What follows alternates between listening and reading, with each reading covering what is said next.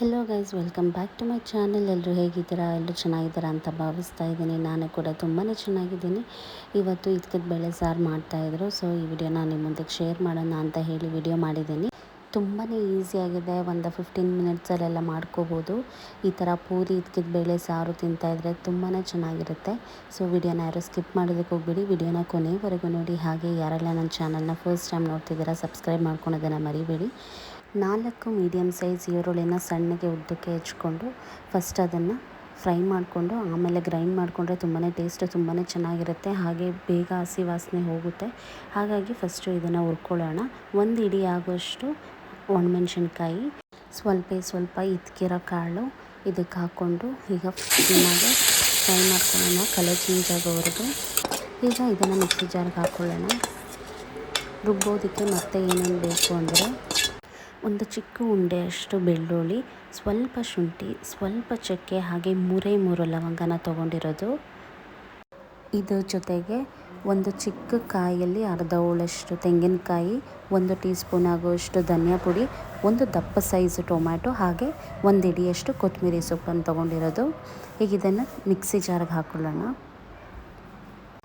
ಮಸಾಲೆ ಜಾಸ್ತಿ ಇದ್ದರೆ ಅಷ್ಟು ಚೆನ್ನಾಗಿರಲ್ಲ, ಅದಕ್ಕೆ ಚಕ್ಕೆ ಲವಂಗ ಶುಂಠಿನ ಸ್ವಲ್ಪನೇ ತೊಗೊಂಡಿರೋದು. ಈಗ ಇದನ್ನು ಮಿಕ್ಸಿಗೆ ಹಾಕ್ಕೊಳ್ಳೋಣ. ಆಗಲೇ ತೆಗೆದಿಟ್ಕೊಂಡಿರೋ ಅಂಥ ಬೆಳ್ಳುಳ್ಳಿ ಹಾಗೆ ಚಕ್ಕೆ ಲವಂಗ ಶುಂಠಿನ ಹಾಕ್ಕೊಂಡು ಈಗ ರುಬ್ಕೊಂಡಿದ್ದೀವಿ. ಲಾಸ್ಟಲ್ಲಿ ಟೊಮೆಟೊ ಮತ್ತು ಕೊತ್ತಂಬರಿ ಹಾಕ್ಕೊಂಡು ಫುಲ್ಲು ನುಣ್ಣಗೆ ರುಬ್ಕೋಬೇಕು. ರುಬ್ಕೊಂಡಿದ್ದಾಗಿದೆ. ಈಗ ಕುಕ್ಕರಲ್ಲಿ ಸ್ವಲ್ಪ ಎಣ್ಣೆ, ಸ್ವಲ್ಪ ಕೊತ್ತಂಬರಿ ಸೊಪ್ಪನ್ನ ಹಾಕ್ಕೊಳ್ಳೋಣ. ಈಗ ಇದ್ಕಿರೋ ಕಾಳು ಹಾಕ್ಕೊಂಡು ಸ್ವಲ್ಪ ಬಾಡಿಸ್ಕೋಬೇಕು.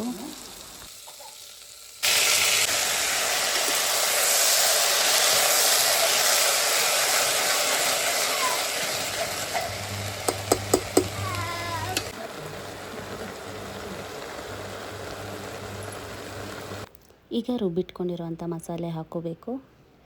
ಮಸಾಲೆ ಹಾಕ್ಕೊಂಡು ನೀಟಾಗಿ ಅದನ್ನು ಮಿಕ್ಸ್ ಮಾಡ್ಕೊಳ್ಳೋಣ. ಕೆಲವರು ಇದ್ಕಿದ ಬೇಳೆ ಸಾರು ಸ್ವಲ್ಪ ನೀರಂಗಿರಬೇಕು, ಕೆಲವರಿಗೆ ಗಟ್ಟಿ ಇರಬೇಕು. ನಿಮ್ಮ ಮನೆಯಲ್ಲಿ ಯಾವ ಥರ ಬೇಕು ನೀವು ಆ ಥರ ಮಾಡ್ಕೋಬೋದು. ನಾವು ನಮ್ಮ ಮನೆಯಲ್ಲಿ ಸ್ವಲ್ಪ ಮೀಡಿಯಮು, ತೀರಾ ನೀರಂಗೂ ಇರಲ್ಲ, ತೀರಾ ಗಟ್ಟಿಗೂ ಇರಲ್ಲ, ಮೀಡಿಯಮ್ ಕನ್ಸಿಸ್ಟೆನ್ಸಿನಲ್ಲಿ ನಾವು ತಿನ್ನೋದು. ಹಾಗಾಗಿ ನಾವು ಮೀಡಿಯಮಾಗಿ ಮಾಡ್ಕೋತಾ ಇದ್ದೀವಿ. ಈಗ ಜಾರಲ್ಲಿ ಏನಿದೆ ಮಸಾಲೆ ಅದನ್ನು ಸಹ ಹಾಕ್ಕೋತಾ ಇದ್ದೀವಿ. ಈಗ ನೀರು ಹಾಕ್ಕೊಂಡು ಈಗ ನೀಟಾಗಿ ಇದನ್ನು ಮಿಕ್ಸ್ ಮಾಡ್ಕೋತಾ ಇದ್ದೀವಿ. ಹಾಗೆ ರುಚಿಗೆ ತಕ್ಕಷ್ಟು ಉಪ್ಪು. ಈಗ ಲಿಡ್ ಕ್ಲೋಸ್ ಮಾಡೋಣ. ಒಂದೇ ವಿಷಲ್ ಸಾಕು. ಒಂದೇ ವಿಷಲ್ ಹಾಕ್ತಿದ್ದಾಗೇ ವಿಷಲ್ನ ತೆಗೆದುಬಿಡಬೇಕು. ಏನಾದರೂ ನಾವು 2ಕ್ಕೂ ಕೂಗ್ಸೋದಕ್ಕೆ ಹೋದರೆ ತುಂಬಾ ಬೆಂದೋಗುತ್ತೆ, ಬಾಯಿಗೆ ಸಿಗೋದಿಲ್ಲ. ಹಾಗಾಗಿ ಒಂದೇ ವಿಷಲ್ ಸಾಕು. 1 ವಿಷಲ್ ಹಾಕ್ತಿದ್ದಾಗೇ ನೀವು ವಿಷಲ್ನ ತೆಗಿಬೇಕಾಗುತ್ತೆ. ಈಗ ನಾವು ಪೂರಿ ಮಾಡ್ಕೋತಾ ಇದ್ದೀವಿ.